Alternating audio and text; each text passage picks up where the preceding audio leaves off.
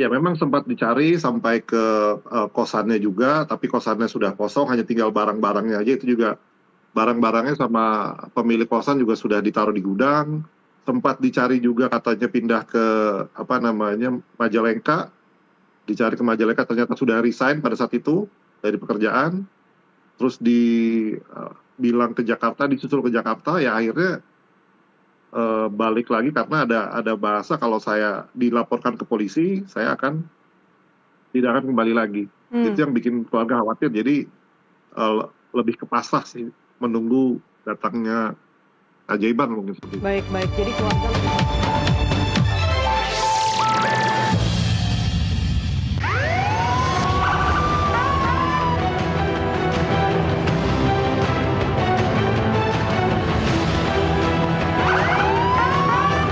Polda Jabar tidak memberi ruang kepada pelaku, ya, pelaku kekerasan seperti ini.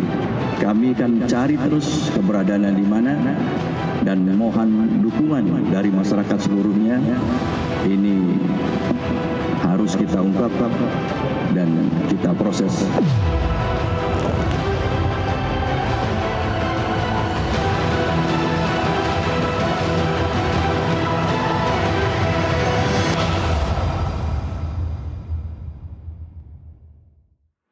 Pemirsa, misteri hari-hari penuh ketakutan akhirnya sirna usai polisi menangkap pelaku penyekapan sadis di Kabupaten Bandung, Jawa Barat.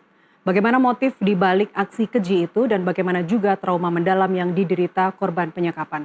Kita bahas bersama para narasumber sore ini. Di studio sudah hadir kriminolog dari Universitas Budi Luhur sekaligus konten kreator Erni Kriminologi, Erni Rahmawati, dan dari Cirebon, Jawa Barat kita juga sudah tersambung dengan kuasa hukum korban penyekapan dan penganiayaan dari tim Hotman 911, Reza Pramadia. Mbak Erni, terima kasih sudah hadir di NTV Prime. Dan Mas Reza, terima kasih juga sudah bergabung langsung dari Cirebon.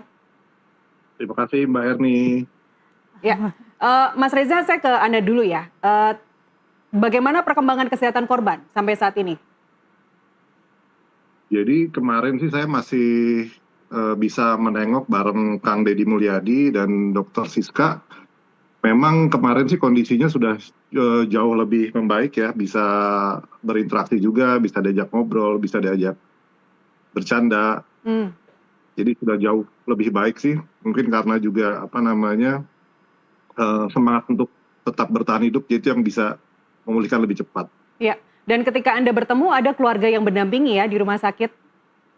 Iya, saya bersama orang tua korban pada saat itu. Mas Reza, apakah korban sudah bisa bicara terkait pelaku? Atau apa yang ditunjukkan dari cerita korban kepada Anda, tim kuasa hukum dan juga keluarga? Apakah memperlihatkan sebuah kondisi yang cukup trauma atau justru menanyakan kondisi pelaku misalnya saat ini ada di mana?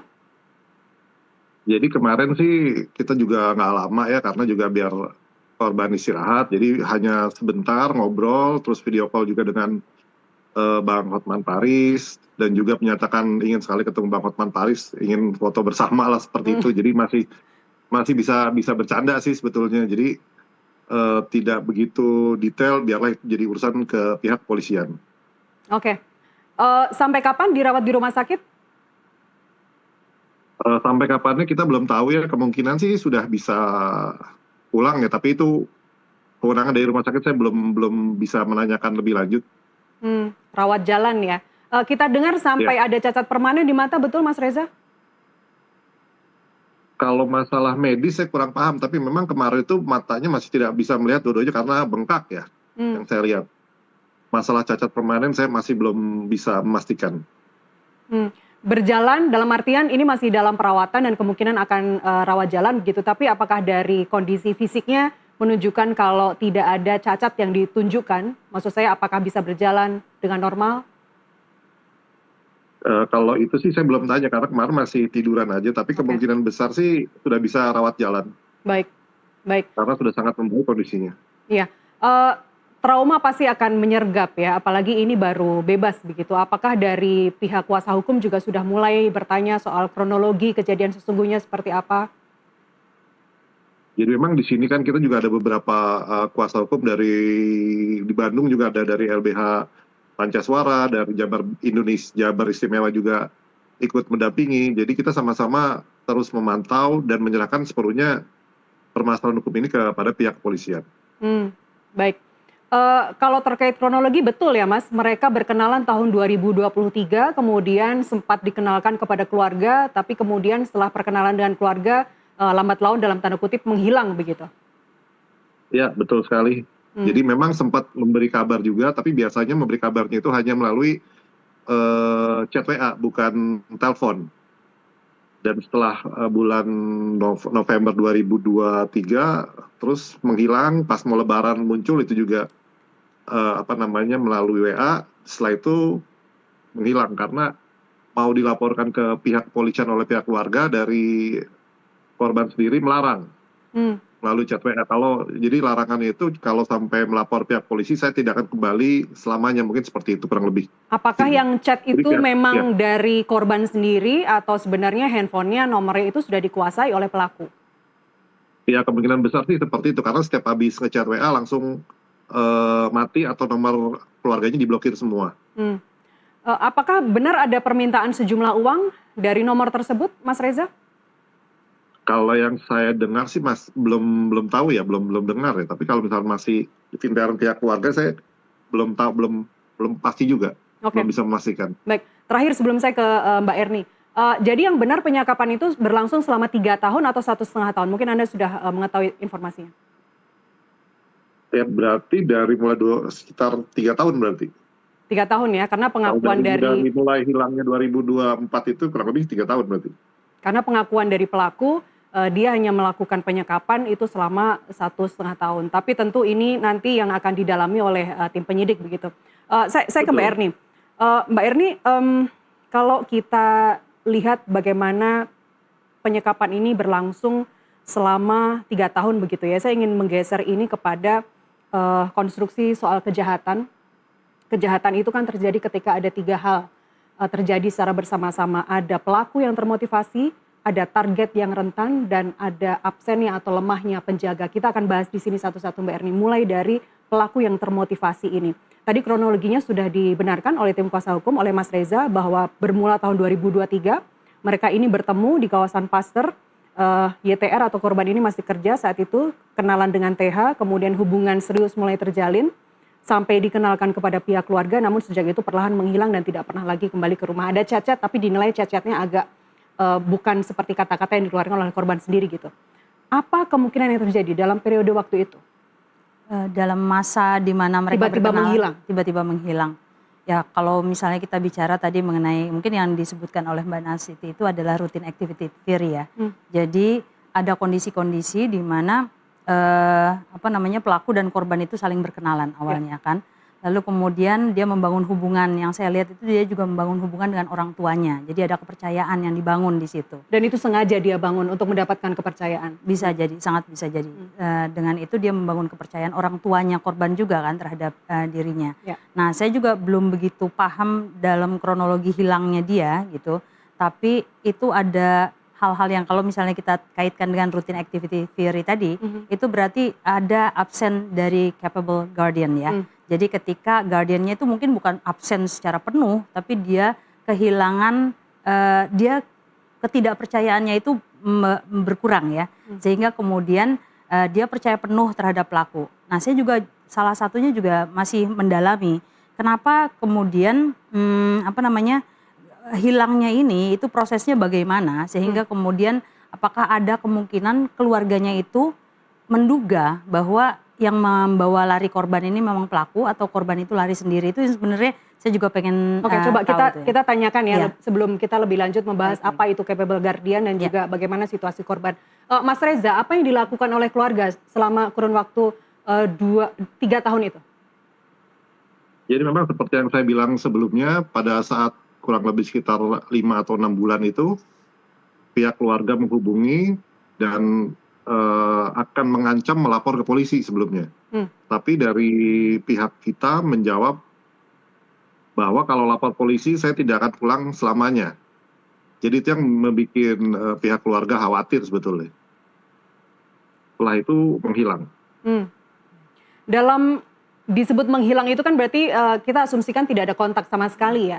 Apa yang dilakukan oleh keluarga? Lapor ke RT, RW mungkin, atau lapor ke polisi, atau lapor ke semua kenalan untuk sama-sama membantu mencari korban? Iya, memang sempat dicari sampai ke kosannya juga, tapi kosannya sudah kosong, hanya tinggal barang-barangnya aja. Itu juga barang-barangnya sama pemilik kosan juga sudah ditaruh di gudang. Sempat dicari juga katanya pindah ke Majalengka, dicari ke Majalengka ternyata sudah resign pada saat itu dari pekerjaan. Terus bilang ke Jakarta, disusul ke Jakarta, ya akhirnya balik lagi karena ada bahasa kalau saya dilaporkan ke polisi, saya tidak akan kembali lagi. Itu yang bikin keluarga khawatir. Jadi lebih ke pasrah sih, menunggu datangnya keajaiban mungkin seperti itu. Baik. Jadi keluarga lebih pasrah ya, menunggu karena takut terjadi apa-apa terhadap korban begitu. Termasuk tidak ada keinginan juga untuk mencari keberadaan TH ya, karena dalam hal ini kan TH sudah diperkenalkan kepada keluarga sebelumnya. Iya, itu sudah termasuk dihubungin segala macam, tapi nihil. Oke, baik. Mbak Erni, dari keterangan Mas Reza, tadi apa yang bisa Anda simpulkan? Satu lagi yang perlu saya pastikan, artinya keluarga itu tahu bahwa korban ini pergi dengan pelaku. Ya. Oh, bukan dia pergi sendiri. Betul, ya? demikian Mas Reza ya. Keluarga mengetahui bahwa pergi dengan pelaku karena ditambah dengan adanya pesan singkat yang mengatakan awas kalau cari-cari nanti malah ada apa-apa gitu ya. Kira-kira seperti itu bunyi ancaman dari WA-nya begitu. Betul, karena sudah dikenalkan juga kepada keluarga korban. Jadi setelah itu baru menghilang. Baik, silakan Mbak Erni. Oke, kalau kita misalnya melihat dari routine activity theory, berarti jelas ya di sini ada pelaku yang termotivasi. Saya juga nggak jelas clear gitu motivasi intinya tuh apa gitu. Apakah menguasai korban secara seksual, menguasai korban sebagai apa gitu kan. Sedangkan korban ini tentunya suitable target ya. Jadi dia target yang tepat ya, yang lengah, yang lemah gitu sehingga mudah dijadikan korban. Nah ini ada hubungan di dalamnya yang apakah dia lebih romantis atau seperti apa yang perlu kita pahami. Karena bisa saja di tengah-tengah kepergian itu dalam 3 tahun itu kan kepercayaan korban itu sendiri kan berangsur mundur ya terhadap pelaku ya. Jadi ada hal yang mungkin juga bisa terkait ya. Saya ngelihat ada satu teori yang mungkin terkait juga dengan ini gitu. Ketika routine activity theory ini melihat dari sisi eksternalnya bahwa ada pelaku yang termotivasi, korban yang lemah dan adanya absensi dari capable guardian gitu. Itu saya melihat ada juga kondisi psikologis korban yang secara internal itu kemudian mempengaruhi korban sehingga dia tetap berada di situ gitu ya. Di luar dari bahwa ada ikatan eksternal ya dari pelaku yang membuat mungkin korban tidak bisa keluar, tapi kemungkinan korban tidak bisa keluar itu juga ada faktor psikologis dari korban. Memilih untuk pasrah, memilih untuk menjadi submissive korban dalam hal ini. Bisa jadi bukan pilihan, tapi pada akhirnya dia berada di tempatkan itu. Oke, kita bahas di segmen berikutnya. Mbak Erni dan Mas Reza, kita jeda azan maghrib terlebih dahulu. Pemirsa tetaplah bersama kami.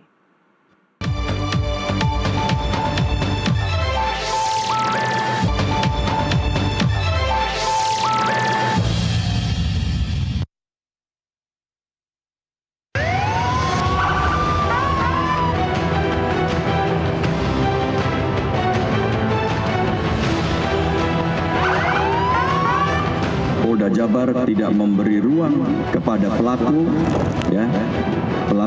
kekerasan seperti ini. Kami akan cari terus keberadaannya di mana dan mohon dukungan dari masyarakat seluruhnya. Ini harus kita ungkap dan kita proses.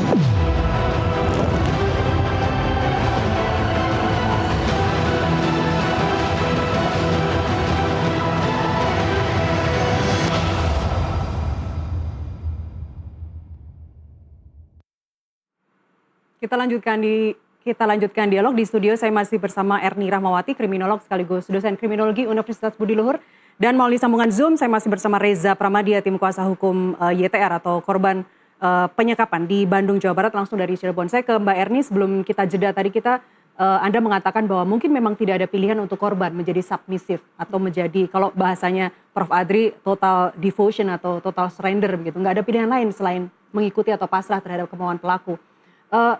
Tapi apa saja faktor yang membuat korban sulit dan bertahan selama 3 tahun itu?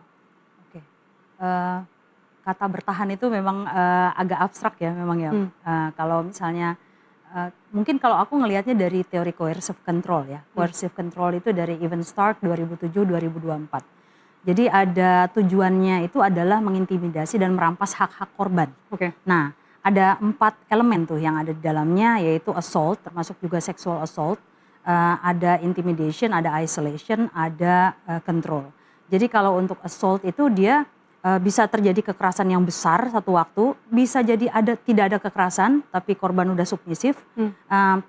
Bisa juga kekerasan itu berulang, minor tapi berulang gitu, sehingga itu menundukkan korban. Nah kalau intimidation itu salah satu komponennya itu adalah degradation. Jadi dia melakukan ritual penghinaan terhadap korban secara rutin gitu. Secara verbal. Dan itu membuat korban merasa bahwa dia tidak punya kemampuan apapun ketika dia harus keluar dari pelaku. Nah lalu kemudian ada isolation, di situ berarti kan dia memutus segala kontak korban gitu kan.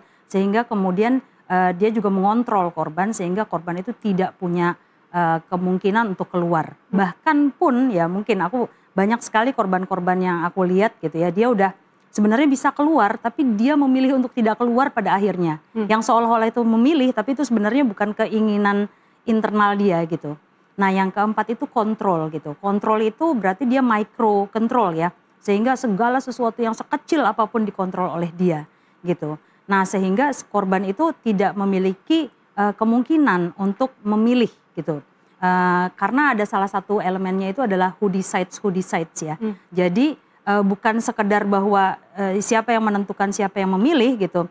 Tapi dia nih si pelaku ini menentukan bahwa dialah satu-satunya yang punya pilihan. Sehingga korban itu merasa nggak punya pilihan. Nah itu yang kurasa dialami korban. Sehingga dia tidak punya pilihan untuk keluar. Bahkan pun ketika cage itu terbuka. Jadi ini liberty crime ya. Jadi kayak kejahatan terhadap kebebasan ya. Sehingga si pelaku ini menciptakan invisible cage. Jadi ada jeruji, penjara tanpa jeruji gitu terhadap korban yang membuat dia menjadi submisif. Direnggut kemerdekaannya. Betul. Begitu saja. Terkait dengan pemilihan korban, kita belum menyimpulkan ya bagaimana kejiwaan dari si pelaku ini. Tapi dengan melihat gelagatnya yang melakukan penyekapan secara keji, melakukan penganiayaan, kita lihat sendiri lukanya terlalu parah di bagian kepala dan kemungkinan akan terjadi cacat permanen nantinya. Kita bisa kelompokkan atau asumsikan dia sebagai seorang psikopat atau sosiopatik. Tapi kalau kita lihat dia yang tidak punya empati, dia yang bisa melakukan seseorang sesama individu sebengis itu, kemudian dia juga punya kemampuan untuk manipulatif gitu. Anda melihat korban ini dipilih dari apa? Atau kebetulan saja korban ini ternyata cocok dengan pemilihan pelaku? Kalau kita melihat dari siapa pelaku ya, sehingga dia memilih korban yang lemah tentunya. Kalau misalnya ada sebutan misalnya mengenai sosiopatik ya, sosiopatik itu dia memang near empati dan charming ya di awal. Dia punya kemampuan untuk friendly, mendekati keluarga, buktinya mendapat kepercayaan dari keluarga. Betul. Tapi biasanya kalau sosiopatik ini yang saya tahu entah saya salah atau benar. Tapi sosiopatik itu dia melakukan kejahatan karena dia nggak merasa bahwa itu salah gitu. Nah sementara kalau misalnya ini saya melihatnya lebih ke malignant narcissist. Jadi seorang narsistik ganas itu dia punya kontrol. Jadi dia ingin sekali kontrol. Dia melakukan kejahatan ini karena dia merasa bahwa dia di atas hukum. Gitu. Dia bukan nggak peduli hukum seperti sosiopat, tapi dia tahu hukum, tapi dia merasa bahwa dia di atas hukum. Dia punya arogansi terhadap kondisi ini sehingga kemudian dia melakukan ini kepada korban. Dia merasa juga di atas korban, dia juga merasa di atas keluarga korban, sehingga dia punya kuasa penuh gitu. Dia ingin punya kuasa penuh terhadap korban. Oke. Soal arogan ini inline dengan apa yang disampaikan oleh penjaga kos dan saksi-saksi. Mungkin Mas Reza bisa tambahkan apakah atau perilaku si pelaku ini di mata para saksi yang sudah dihimpun oleh tim kuasa hukum seperti apa, Mas Reza? Ya, jadi perilaku yang sudah kita dengar sepihak itu memang dia itu lebih pendiam ya, lebih cenderung pendiam, dan juga kemarin juga dari pihak laporan dari pihak polisian bahwa mantan istrinya dari si pelaku tersebut memang kerap kali dipukuli. Dan juga kemarin juga ada beberapa laporan, ada korban-korban lain, tapi memang itu masih belum masuk ke laporan polisi, jadi belum kita anggap serius. Jadi seperti itu, Mbak. Apa saja yang mereka sampaikan, Mas? Iya, jadi kalau dari pihak mantan istri itu yang saya dapat kabar dari pihak polisi itu memang sering marah tidak menentu, tiba-tiba marah, terus tiba-tiba mukul, mecahin barang. Jadi seperti itu. Jadi kadang-kadang tidak ada sesuatu tiba-tiba marah gitu. Oke, ada spekulasi juga ya bahwa korban sebenarnya lebih dari satu, bukan hanya YTR saja. Apakah benar? Iya, jadi memang kemarin saya pas ngobrol dengan rekan-rekan wartawan juga memang ada beberapa pesan masuk ke pihak kepolisian atau yang beredar di media sosial, ada yang dari Garut dan beberapa dari kota lain, tapi memang masih belum terlalu dianggap karena mereka belum bikin laporan di kepolisian. Yang belum bikin siapa, Mas? Dari para korban yang bersuara lain di kota lain itu, Mbak. Oh ya, dari kota mana saja dan kira-kira ada berapa orang? Ya. Jadi kemarin tuh dari Garut dan dari Tasik kalau nggak salah. Jadi ada dari 2 kota tersebut, mereka bilang bahwa saya juga, tapi memang tidak separah korban yang sekarang, tapi memang baru hanya dimaki-maki, dibentak-bentak, apa segala macam, mungkin dipukul sedikit. Tapi karena memang belum ada laporan di pihak polisian, jadi laporan itu masih kita anggap angin lalu sih sebetulnya. Tapi ini Anda tim kuasa hukum taunya dari polisi ya, dari Polda Jawa Barat ya? Iya, dan dari keluarga korban juga banyak, ada beberapa yang nge-DM di Instagram. DM yang menyatakan bahwa kemungkinan ada korban-korban lain? Bukan, bahwa dia juga korban. Melalui Instagramnya? Keluarga korban. Keluarga korban, oke. Kita sekaligus Betul. dalam dialog ini, Mas Reza, kalau boleh sekaligus membuka ruang begitu ya bagi mereka yang kemungkinan kenal dengan pelaku dan pernah menjadi korban atau pernah bersinggungan untuk menghubungi. Kalau polisi mungkin jawabannya akan lama, apakah bisa menghubungi ke tim kuasa hukum misalnya? Iya, kita kemarin juga Bang Hotman juga menyampaikan kepada kami bahwa akan membuka pengaduan di hotline 911. Jadi bisa mengadu ke situ, biar nanti kita jembatani untuk membuat laporan polisi. Oke, akan kerjasama dengan polisi ya. Tapi nomor yang bisa dihubungi 911? Ada nomor khusus, Mbak. Boleh disebutkan, Mas? 08 1-nya 8 kali 79. 08 1-nya 7 kali? 1-nya 8 kali 1-nya 79. 8 kali, oke. Baik, semoga kita berharap ya lebih banyak perempuan di sana yang bersuara jika pernah mengenal korban atau pernah bersinggungan langsung dengan korban agar segera bisa tertangani begitu. Mbak Erni, kembali lagi ke Anda. Jadi pemilihan korban, apakah ini didasarkan atas impulsivitas pelaku? Kita asumsikan dia sosiopatik atau psikopat, atau sebenarnya dia melakukan profiling dulu. Mana korban yang cocok, mana korban yang paling rentan, yang paling bisa dia kuasai? Oke, kalau untuk profiling bisa jadi gitu dia melihat bahwa ada korban-korban yang memang cocok gitu, tepat untuk dia target ya gitu.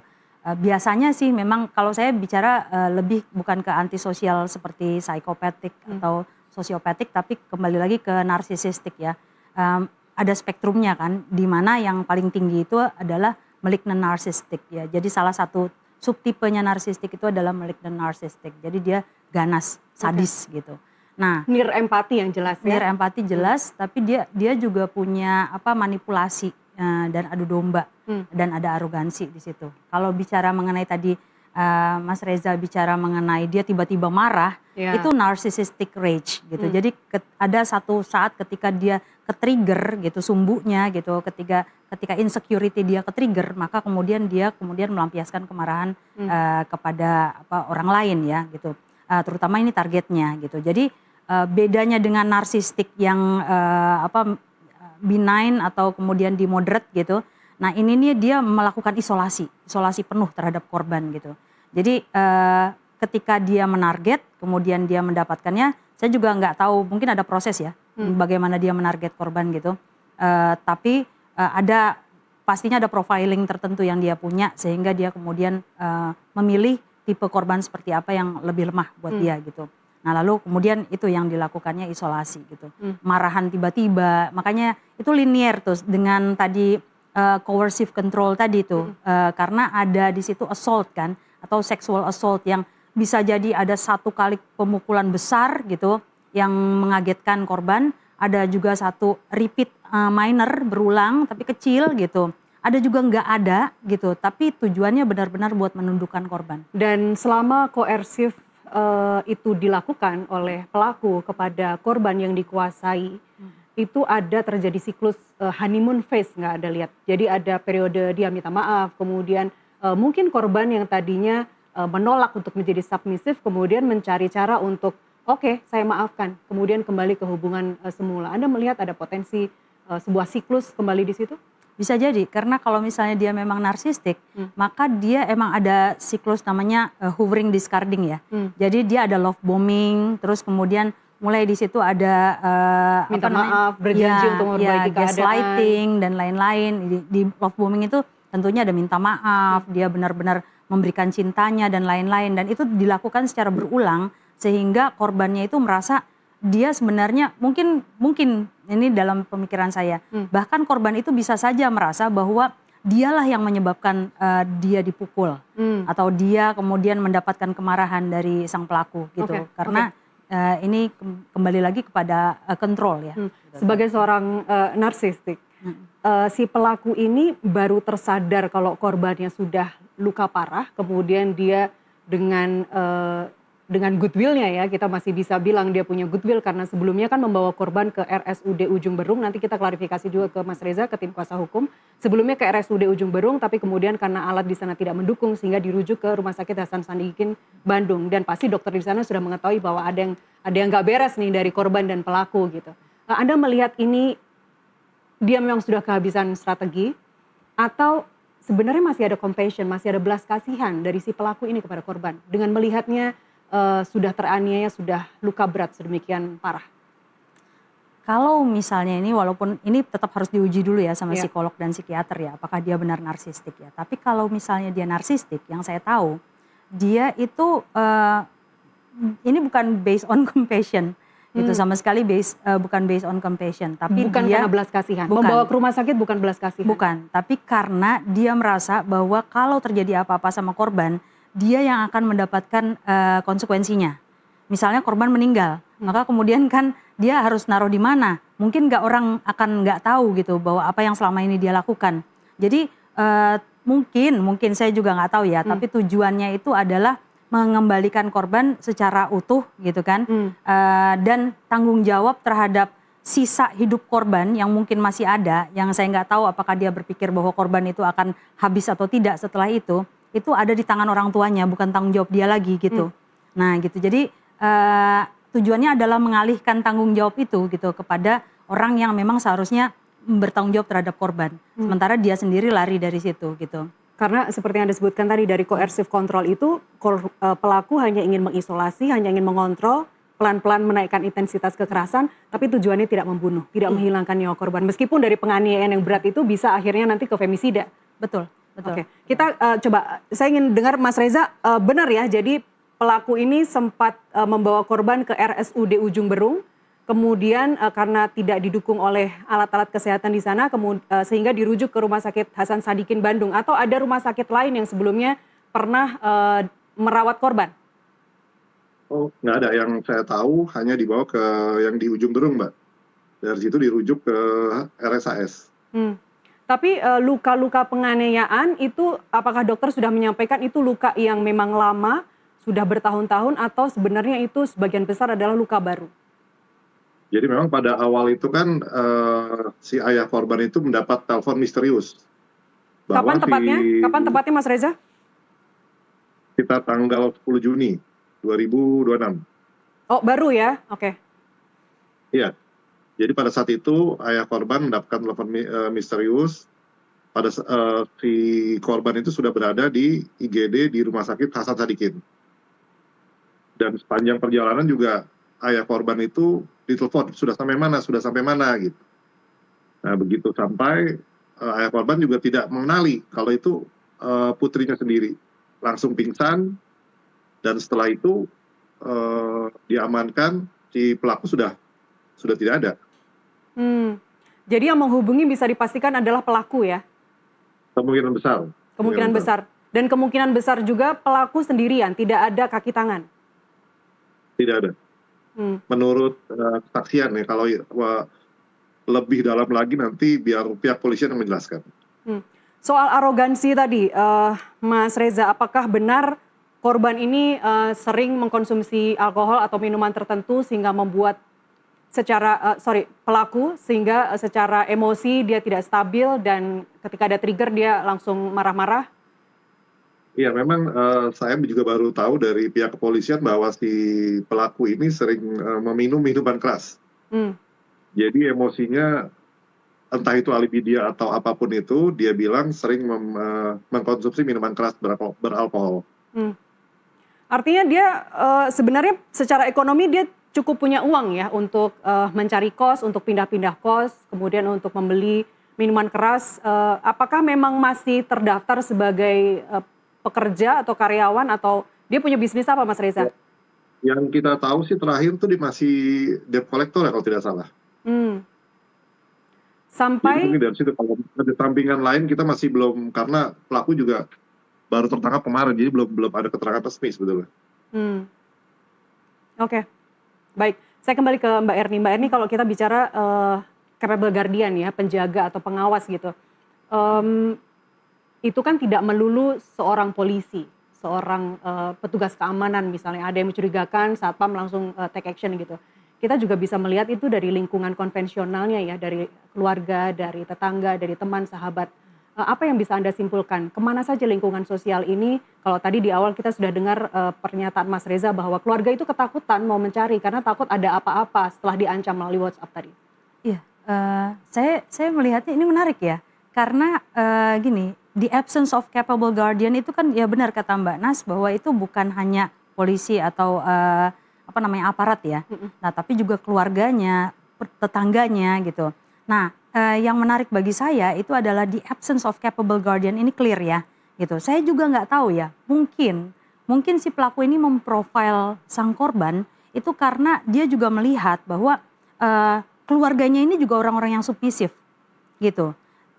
Saya maksudnya bukan membandingkan diri saya, tapi kalau misalnya saya dibilang jangan lapor polisi, kalau itu untuk anak saya gitu, ya kan pastinya tentu kita akan bagaimanapun tetap akan lapor polisi gitu. Nah, jadi ini keluarganya sendiri memang orang-orang yang submisif gitu kalau saya ngelihatnya. Saya nggak ngerti apakah mereka memang nurut sama anaknya gitu, tapi apakah mereka memang lemah gitu secara psikologis. Dan itu yang dilihat sama pelaku gitu, sehingga dia melihat bahwa aman nih kalau misalnya saya bawa si A ini gitu untuk kabur, karena mereka nggak akan nyari ketika misalnya saya bilang jangan lapor polisi atau A, B, C ancamannya gitu. Jadi di situ linear tuh dengan bagaimana coercive control itu kepada korbannya, sementara untuk routine activity theory the absence of capable guardiannya itu di keluarganya. Plus juga lingkungan tetangganya selama 3 tahun itu apa sih yang mereka lakukan gitu.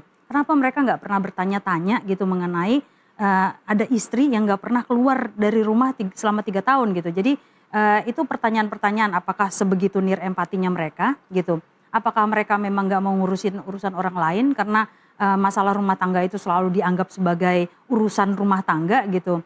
Jadi ini benar-benar absence ya capable guardiannya gitu kan. Ya gitu, dimulai ya dari keluarganya juga gitu. Tapi bagaimana menjawabnya ketika yang kita maksud lingkungan sosial, tetangga, pemilik kosan, atau yang menyewa juga di lingkungan kos-kosan itu ketika mendengar suara gaduh, mendengar perempuan berteriak, kan pasti bisa berteriak ketika kesakitan si korban ini, kan tidak selamanya dia tidak bersuara begitu.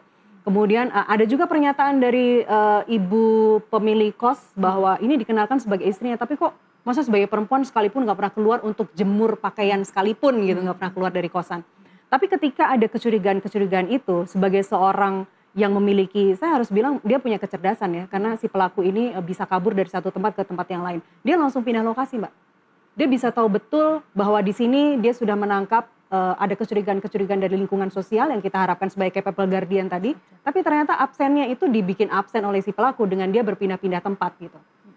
Oke, berarti dia sudah memprediksi ya, ketika di sini udah ada permasalahan yang mungkin akan kebuka, dia terus kemudian kabur ya. Berarti permasalahan dengan pertetanggaan itu mungkin ya, ada hal-hal yang mungkin diantisipasi oleh pelaku, kenapa Itu celah yang dia manfaatkan. dalam 3 tahun. Saya ingin tanya dulu ke Mas Reza, total selama 3 tahun terhitung dari November ya 2023, ada berapa kali pelaku ini berpindah-pindah tempat membawa korban? Kalau pastinya saya nggak paham, yang pasti 3 bulan terakhir itu yang ada di kosan yang terakhir pelaku sudah teraniaya parah itu. Kalau ada beberapa kali sih masih belum bisa ditanyakan lebih lanjut sih Mbak. Belum ya, Anda terlalu berhati-hati karena apa, dokter memang memiliki larangan untuk jangan dulu bicara terkait dengan kasusnya karena kita sangat paham bagaimana trauma yang diderita oleh korban. Jadi memang sebetulnya bukan karena untuk mewawancara dari korban itu kan masih sangat sulit gitu Mbak. Jadi itu yang penting kita fokus tuh di kepulihannya dulu. Setelah pulih baru nanti pihak kepolisian akan bertanya lebih jauh. Nah dari situ lebih enak kita nanti dapat informasinya. Oke. Takut salah juga kan soalnya. Iya setuju. Ada pendampingan secara mental, pendampingan psikologis dari pihak dokter, kepolisian atau dari LPSK? Iya, alhamdulillah kemarin pas dari oleh KDN juga semua biaya pengobatannya kan ditanggung seluruhnya, jadi termasuk pendampingan dokter dan semuanya memang sudah clear sebetulnya. Jadi tidak ada untuk masalah biaya sudah tidak ada masalah lagi sebetulnya. Bagaimana awalnya keluarga menghubungi pihak kuasa hukum, pihak Anda? Jadi memang awalnya itu ada dari LBH Pancaswara yang memang menemani dari awal. Dan kita lanjutan dari tim Hotman 911 dan LBH Jabar Istimewa ya yang dibawa oleh Kang Deddy Mulyadi. Jadi karena ini kasusnya juga kasus yang luar biasa menurut kami, jadi semakin banyak yang bergabung, semakin banyak yang ikut membantu, itu akan semakin baik. Dan ini pro bono Mas Reza ya? Pasti, dari Hotman 911 selalu pro bono, bahkan juga kemarin, sampai tadi sore itu Bang Hotman Paris sudah mengumpulkan hampir 700 juta untuk nanti akan kita berikan kepada korban. Pengumpulannya lewat apa Mas? Ya lewat relasi-relasi dari Bang Hotman Paris sendiri. Dari relasi saja sudah terkumpul segitu ya, kita juga ingin membuka seluas-luasnya. Kita target sih bisa lebih dari 1 miliar ya, dalam beberapa hari ini. Dan itu semuanya akan diserahkan kepada pihak keluarga begitu ya? Ya betul, nanti diserahkan Bang Hotman Paris sendiri langsung ke Bandung. Baik. Mas Reza boleh tahu langkah-langkah apa yang disiapkan oleh tim kuasa hukum ke depan? Jadi kemarin sih kita ada rapat terbatas dipimpin oleh Wakil Gubernur Kang Erwan. Jadi kita fokus untuk kesembuhan dan langkah-langkah hukum selanjutnya kita percayakan penuh kepada pihak kepolisian.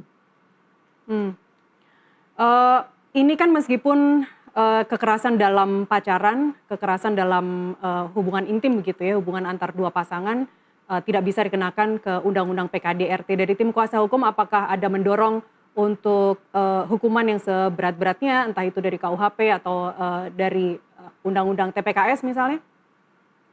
Iya, jadi memang kita sih berharap akan banyak pasal berlapis dan itu juga kemarin sudah kita bicarakan dengan Kasubnit PPA. Jadi nanti kita akan tambah masukkan juga Undang-Undang TPKS, pasal penyekapan, pasal 447, kuhap baru, Mbak. Pokoknya banyak deh pasal yang bisa masuk gitu, Mbak. Jadi intinya kita akan menjerat si pelaku ini seberat-beratnya. Baik. Apa harapan keluarga terhadap proses hukum yang akan berjalan? Jadi tadi juga saya dapat kiriman video dari tantenya. Kita memberi kabar bahwa pelaku itu sudah tertangkap dan korban mengucapkan syukur alhamdulillah dan berharap pelaku dihukum seberat-beratnya sesuai dengan perbuatannya.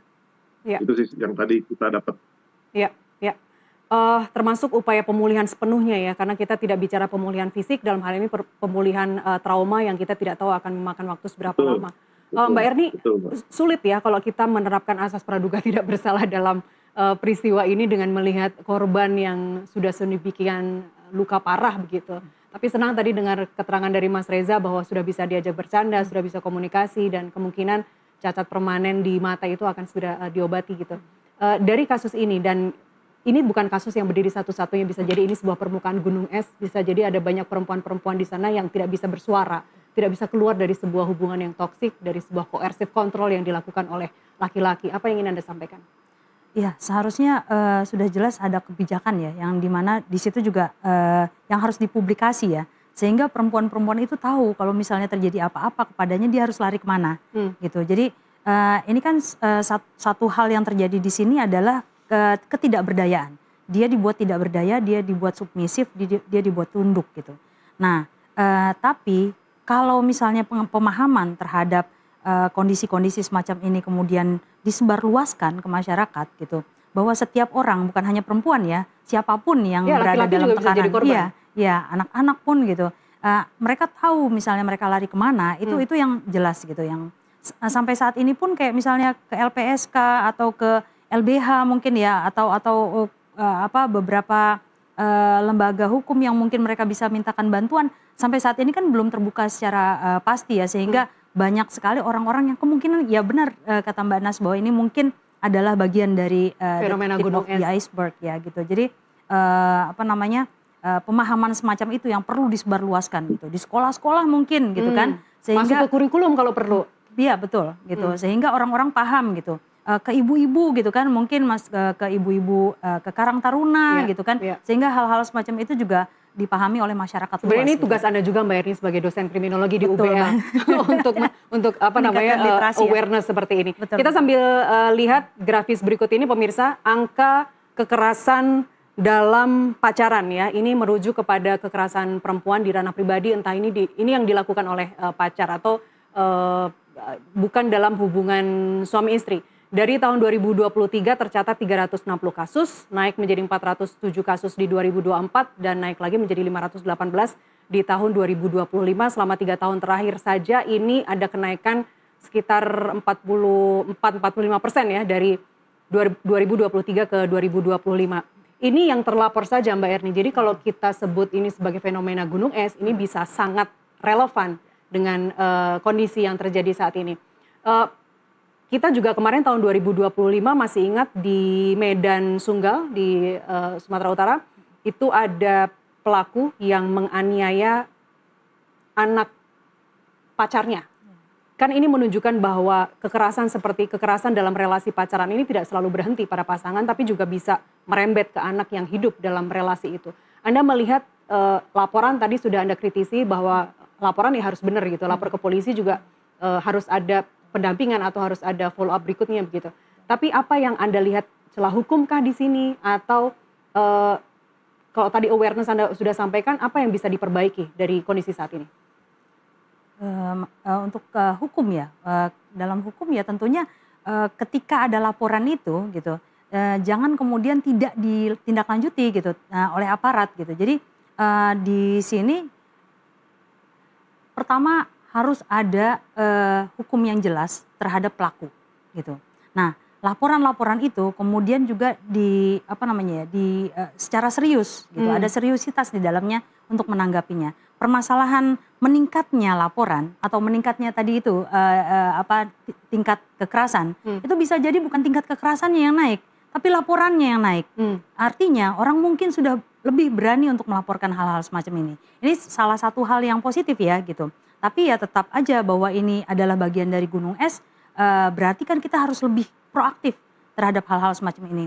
Banyak kejadian-kejadian di mana kekerasan rumah tangga itu cuma dilihat orang sebagai bagian dari kekerasan rumah tangga gitu. Nah, justru harusnya ada proaktif di situ gitu.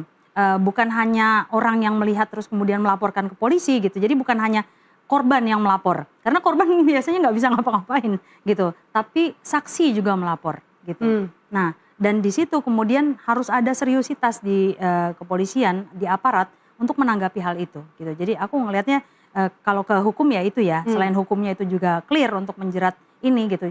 Jangan sampai hanya karena ini terus kemudian muncul satu kebijakan-kebijakan baru, tapi kemudian pada saat berjalan tidak dijalankan juga gitu. dan korban-korban selanjutnya tidak mendapat perhatian yang sama dengan ini. Karena korban sendiri, perempuan melapor itu sudah satu hal yang luar biasa, itu sudah kemajuan yang luar biasa. Tapi ketika laporan itu tidak ada follow up-nya, didiamkan saja, kita juga tidak tahu juga Mbak Erni akan melapor kemana kemudian. Kita bisa saja menjadi korban-korban berikutnya. Selain itu tadi kalau kembali ke lingkungan sosial, lingkungan yang diam atau kasus yang tidak pernah viral, kan akhirnya juga akan teronggok saja kasusnya. Betul. Ya itu, kadang-kadang saya juga ngelihat ini, no viral, no justice. No itu viral, kenapa no justice, ya. Kenapa harus itu yang terjadi gitu? Kenapa aparat baru kemudian rame gitu kan? Semua orang sibuk memberikan sumbangannya gitu.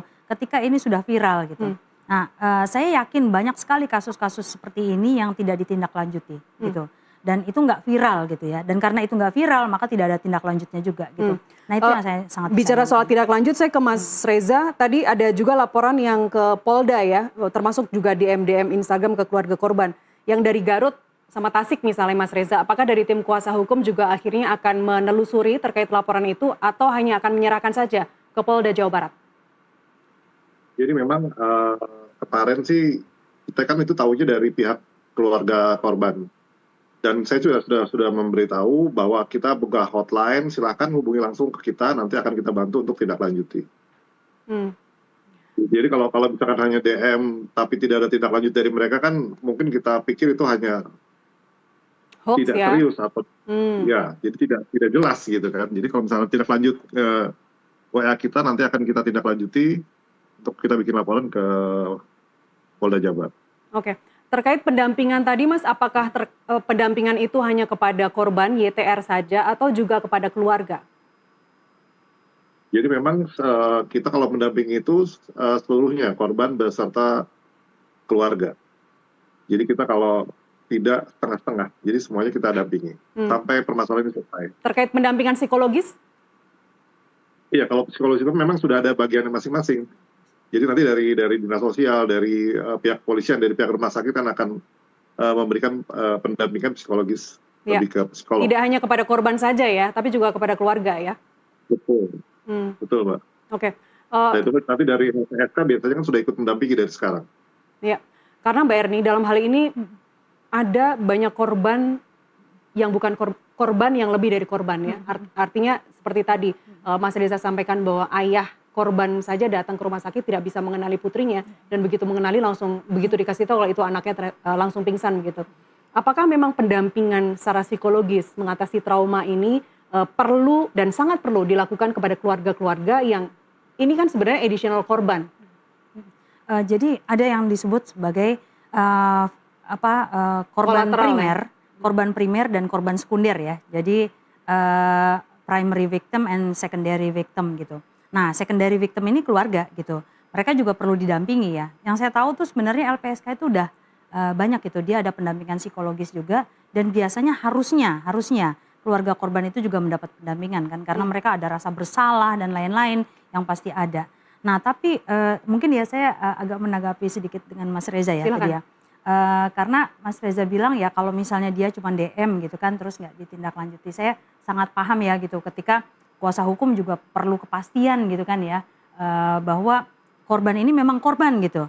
Nah tapi yang mungkin dari pengalaman saya secara pribadi aja belum secara profesional gitu, bahwa ada orang-orang yang ketika dia mau mengadu antara dia waktunya sempit gitu atau dia nggak berani gitu. Jadi dia berhenti di tengah jalan ketika dia mau ngadu gitu. Nah itu juga mungkin aku juga nggak tahu ya bagaimana ya sebenarnya perlu diperlakukannya gitu ya. Tapi kalau misalnya kadang ada korban yang sebenarnya dia kondisinya parah tapi kemudian dia berhenti hanya di DM gitu. Apakah sebenarnya harusnya ada tindak lanjut awal gitu sehingga kita benar-benar mengetahui dia tuh korban real atau tidak gitu. Oke. Mas Reza, apakah lagi-lagi yang disampaikan Mbak Erni ini Anda kemudian akan menyerahkannya kepada Polda atau tim kuasa hukum akan menelisiknya juga? Jadi memang kita banyak sekali menerima DM gitu Mbak ya, terutama masalah bantuan hukum. Jadi itu ada yang mengirim dari fake account apa segala macam gitu, itu kan harus kita pilah-pilah juga. Dalam sehari kita bisa menerima puluhan DM masuk gitu loh Mbak. Jadi untuk kita meyakinkan bahwa itu benar-benar korban, mereka juga harusnya lebih serius bisa menghubungi ke nomor kita. Jadi apa, Sedangkan Pimpinan dari Anda ingin DM menyampaikan sesuatu kepada mereka yang saat ini sedang nonton dialog kita, Mas Reza? Agar mereka ketika Iya. DM untuk Jadi, menunjukkan bahwa mereka makanya beneran untuk sebagai korban? untuk para korban yang benar-benar jadi korban, saya berharap di situ udah saya sebutkan nomor handphone, nanti bisa pindah ke handphone, itu berarti kan untuk menunjukkan keseriusan dan di nomor handphone itu kan lebih rahasia, tidak terungkap dia siapa ke publik, kan seperti itu. Nah, nanti akan kita tindak lanjuti, kalau memang benar-benar mereka korban, pasti akan kita bantu. Karena banyak juga DM masuk itu fake account atau masuk ke WA akhirnya yang kayak semacam mengganggu lah segala macam. Yang nggak penting mereka yang masuk gitu loh, Mbak. Ya, Akhirnya ini kita seperti sambil itu. kita sambil tampilkan nomor yang bisa dihubungi dan ini sudah dijamin pasti ada follow up-nya ya kalau orang lapor ke situ ya, Mas? Iya, kalau itu memang benar-benar korban. Oke, Mbak Erni, rasanya sekarang semua mata sedang tertuju ya terhadap kasus ini. Anda sudah melihat penanganan polisi sampai saat ini sudah on the right track? Saya belum melihat secara pasti ya, kemudian mereka kayak gimana ya gitu. Harusnya kalau yang saya lihat sih yang jelas korban harus lebih digali lagi. Secara psikologis dia diperbaiki sehingga kemudian dia bisa clear menyatakan apa sih sebenarnya yang terjadi selama 3 tahun itu gitu. Lalu kemudian pemeriksaan psikologis pelaku itu juga penting gitu untuk melihat bahwa mungkin nggak dia ada kecenderungan narsistik seperti tadi itu. Ada gitu. kecenderungan, nggak ada kecenderungan, langkah hukum tetap diupayakan dan mungkin hukuman yang seberat-beratnya sudah menanti. Betul. Walaupun di luar dari bahwa dia memang sudah melakukan kejahatan yang sangat berat, ada kondisi ketika dia punya gangguan kepribadian, itu ada kondisi di mana dia mungkin melakukan lagi ketika dia keluar. Sehingga bukan hanya sekedar hukuman yang berat gitu, tapi bagaimana membuat dia tetap berada di situ gitu.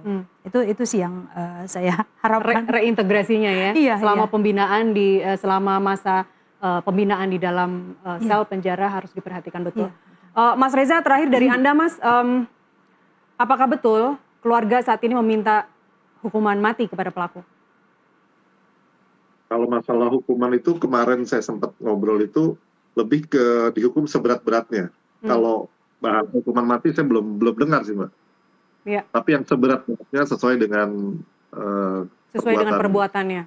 Baik. Gitu. Mas Reza Pramadya, tim kuasa hukum dari korban YTR, terima kasih telah memberikan keterangannya hari ini, dan Mbak Erni Rahmawati, kriminolog Universitas Budi Luhur, terima kasih sudah hadir di NTV Prime. Sehat-sehat selalu Mbak Erni dan Mas Reza.